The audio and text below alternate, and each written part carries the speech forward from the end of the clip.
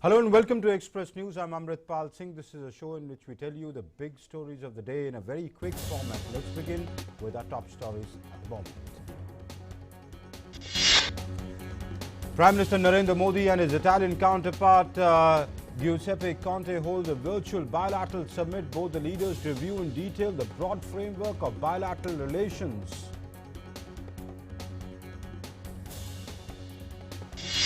At the India-Italy virtual summit with his Italian counterpart, the Prime Minister says pandemic will remain a watershed moment in history.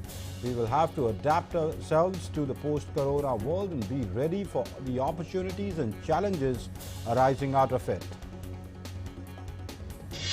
Prime Minister expresses his desire to welcome Italian members of Parliament in India after the COVID-19 situation improves. Prime Minister expresses condolences on behalf of people of India for the losses due to COVID-19 in Italy. Chief of Defence Staff General Bipin Rawat has said the situation along the line of actual control in eastern Ladakh remains tense and China's PLA is facing anticipated consequences for its misadventures in Ladakh because of firm responses by Indian forces. General Rawat said India's posturing is unambiguous and the country will not accept any shift in the line of actual control.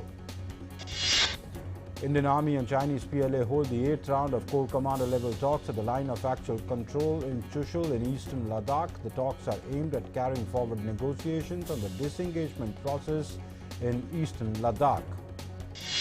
Army Chief General M.M. Naravane addresses student officers and faculty of the Army Command and Staff College. He recalled the historic linkages between both countries and stated that these transcend professional exchanges and annual joint exercises. In Bihar, all arrangements are in place for the third and the final phase of state assembly elections. 78 constituencies spread over 15 districts will go to polls in this phase tomorrow. Polling for the by-election to the Valmiki Nagar parliamentary seat will also be held simultaneously. 7 candidates are in the fray for this Lok Sabha seat. The Union Environment Ministry has constituted the Commission for Air Quality Management in NCR and adjoining areas. M.M. Kutty, ex-secretary of the Ministry of Petroleum and Natural Gas, has been selected to be the chairperson of the commission. Environment Minister Prakash Javadekar has said that the Union government is taking all steps to combat air pollution in Delhi and North India. He said all possible technological interventions will be put to use towards combating air pollution. Delhi's air quality continues to remain at alarming levels. According to Weather Department, air quality could fall to severe category. In the Union Territory of Jammu and Kashmir, one terrorist was killed in an encounter that broke out between terrorists and security forces at village Lalpura in Pampur area of South Kashmir's Pulwama district this morning.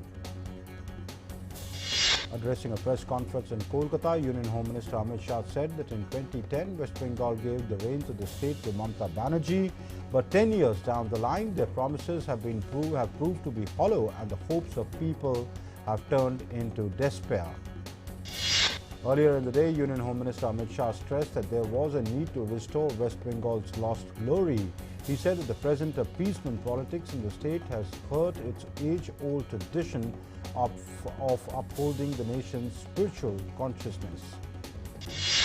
Union Minister Prakash Javadekar inaugurated the Pune-based country's first demonstration plant which produces compressed biogas from biomass via video conferencing. The technology would help cope up with the menace of stubble burning. The University Grants Commission has issued guidelines for reopening of the universities and colleges across the country. As per the new guidelines, universities and colleges outside the containment zone can be opened in a phased manner after consultations with respective state and union territory governments. Railways will resume suburban services in West Bengal from the 11th of this month. Railway Minister Piyush Goyal said that the service will resume with adequate safety measures in place. The Supreme Court on Friday issued a notice of contempt to the Secretary of the Maharashtra Assembly for writing a letter to Republic TV editor Arnab Goswami on October 13 for breaching the confidentiality of the proceedings of the House by approaching the top court against the breach of privilege notice. Less than 50,000 new cases have been reported in the country in the last 24 hours, where the daily new recoveries have exceeded 54,000. India is reporting new recoveries more than the daily new cases successively for the last 5 weeks now. 54,157 COVID patients have recovered and have been discharged in the last 24 hours, whereas the new confirmed cases presently are pegged at 47,638. There is a continuous decline in average daily new cases for the last 5 weeks. From registering more than 73,000 average daily new cases in the first week of October, the average daily new cases have declined to 46,000 cases. The active cases are also on a sustained decline as a result of continuously rising recoveries.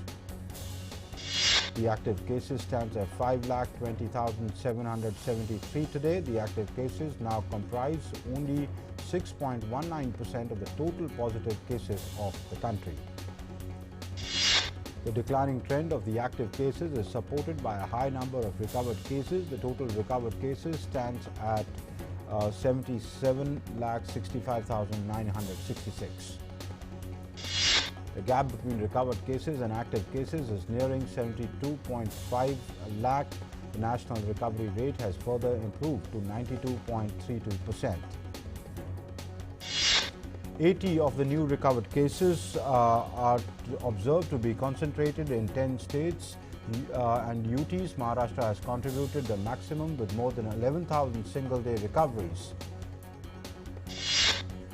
The S&P, BSE, SENSEX and NSE Nifty 50 indices rallied for a fifth session in a row on Friday, led by strong gains. The benchmark opened higher and extended gains in noon deals on back of strong buying interest in banking and financial services shares. The Sensex rose as much as 615 points and ended at 553 points, or 1.53% higher at 41,893. Meanwhile, the Nifty 50 index moved above its important psychological level of 11,250 for the first time in 9 months to trade above the pre-COVID-19 levels. The index climbed 1.18% or 143 points to close at 12,264. Gold was trading in Indian markets on multi-commodity exchange. December gold contracts were trading lower by 0.35% at 51,875 rupees per 10 grams. Silver prices surged to 65,039 rupees per kilogram as participants increased their long positions, as seen by the open interest. The precious metal extended gain in the afternoon session, tracking weak dollar and traded near the day's high. The rupee pared some of its initial gains and settled 28 paisa higher at 74.08 against the US dollar on Friday, supported by foreign portfolio flows, even as investors continued to wait for the outcome of the US elections. Crude oil futures dropped to 2,805 rupees per barrel as participants increased their short position, as seen by open interest. Crude oil price declined after European countries imposed fresh lockdown measures to curb rising coronavirus cases. Oil marketing companies left the prices of petrol and diesel unchanged on Friday. In Delhi, the price of petrol remained at 81.06 rupees per litre and that of diesel at 70.46 rupees per litre. In Mumbai, the rate of petrol and diesel was 87.74 per litre and 76.86 rupees per litre respectively. Marketing agencies for agricultural products in India, NAFED, has said that it has issued orders for the supply of 15,000 tons of imported onions, and the bidders have been finalized in this regard. According to NAFED, this will increase the availability in the domestic market and keep the prices under control. The government has announced simplification of guidelines for the companies providing business processes outsourcing and IT-based services. This will reduce the compliance burden on industries and will help in work from home and work from anywhere. The COVID-19 virus has infected more than 4 crore 90 lakh people and has claimed 12 lakh 38,000 lives so far. The number of recoveries have crossed 3 crore 49 lakh worldwide from COVID-19. The US continues to be the worst affected by coronavirus with maximum infections and fatalities. And US remains worst affected with over 99 lakh 19,000 cases of infection and 2 lakh 40,000 fatalities. Brazil is the second worst hit after US in terms of fatalities. COVID-19 has claimed over 1 lakh 61,000 lives so far. As Britain has entered second countrywide lockdown to tackle the rising number of COVID-19 cases, Prime Minister Boris Johnson said there was light at the end of the tunnel on COVID-19. He also expressed hope that Britain could return to some form of normality before Christmas.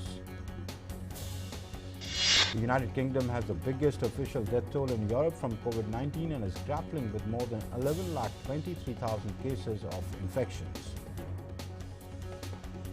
Belgium's hospitals are running short of intensive care utilities and beds, and the COVID-19 cases are swollen in the country. Air ambulances have begun flying Belgian patients of viral disease to Germany. Belgium had amongst the highest death tolls per capita from the first coronavirus wave in March-April. So far, it has a caseload of over 4,79,341 cases, more than the 12,520 fatalities. As COVID-19 cases are spiraling up in Poland, ambulances in the country had to spend hours in queue to get patients admitted. Hospitals in Poland are scrambling for COVID-19 beds and shortage of medical staff. Well, all 15 people arrested in connection with the gunmen's rampage in central Vienna on Monday are part of the radical Islamist scene.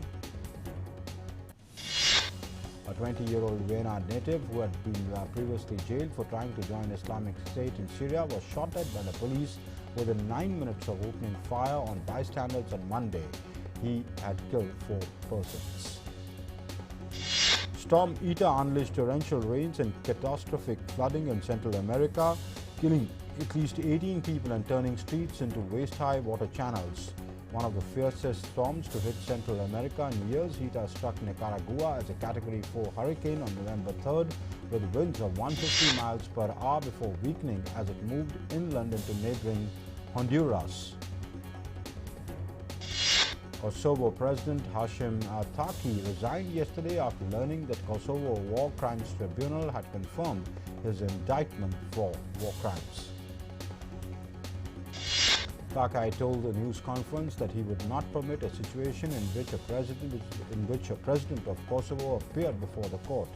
In June, a special prosecutor's office dealing with Kosovo's 1998-99 uprising against Serbian rule indicted Thaçi for alleged war crimes and crimes against humanity, including nearly 100 murders. He denies any wrongdoing. Democrat Joe Biden expressed confidence in becoming the next president of the United States after counting of the votes. Well, the counting of the votes in some states is still underway. Republican Donald Trump, however, still insists the Democrats are trying to steal the election from him and that he would win if legal votes are counted. Donald Trump also hinted that the entire electoral process and outcomes will undergo legal scrutiny. His campaign has already launched a number of lawsuits demanding a halt to counts. Trump is leading the states of Pennsylvania, North Carolina and Georgia, while Biden is narrowing the gap in Georgia and Pennsylvania. If Trump won Arizona, Nevada, North Carolina and Pennsylvania, the result would be a tie. In nearly 7 decades in the barber business, Luigi Pinzo has seen Italy go through some bad times, from myriad recessions to political assassinations, where it took the coronavirus to force the old-style master hair cutter to hang up his scissors. Pisco had to cull his establishment on October 31st. Acclaimed Brazilian pianist João Carlos Martins hadn't played with 10 fingers since he lost the use of his right hand in 1995, mugging in Bulgaria, but today he has returned to play his favorite Bach sonatas thanks to his bionic gloves, which have rods that make the fingers spring back into place and allow the pianist to continue playing the keys. An ancient baking method is seeing a revival in the Jordanian city of Ajlan thanks to a woman intent on preserving the use of primitive clay ovens. Sabah Bani Salman says she recalls that her own mother built their oven in their small garden, using it to make a type of flatbreads known as taboon.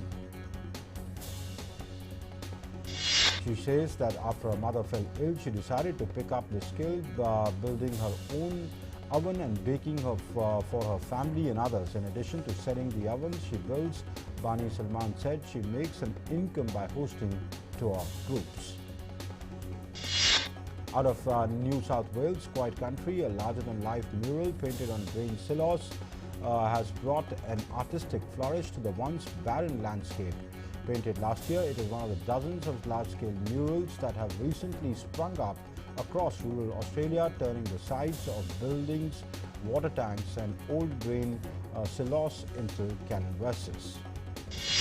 Christmas came early on London's iconic Oxford Street as the festive lights were switched on for 2020 despite the coronavirus pandemic overshadowing the countdown to the holiday season. The blue and white sparkling banners scrawled the messages of the silent heroes of 2020.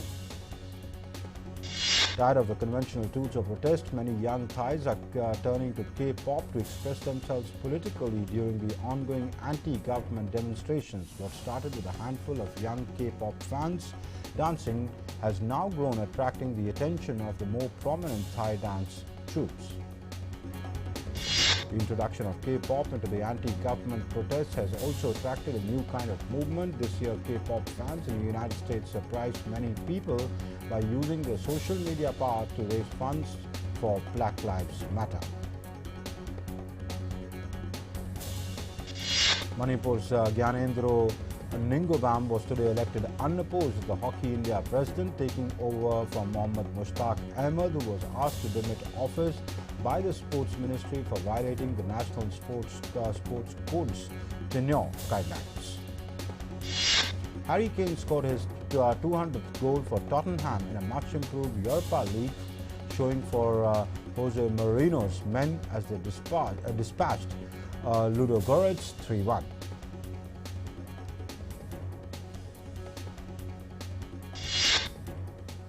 And that's it in Express News. Thanks for watching. Namaskar.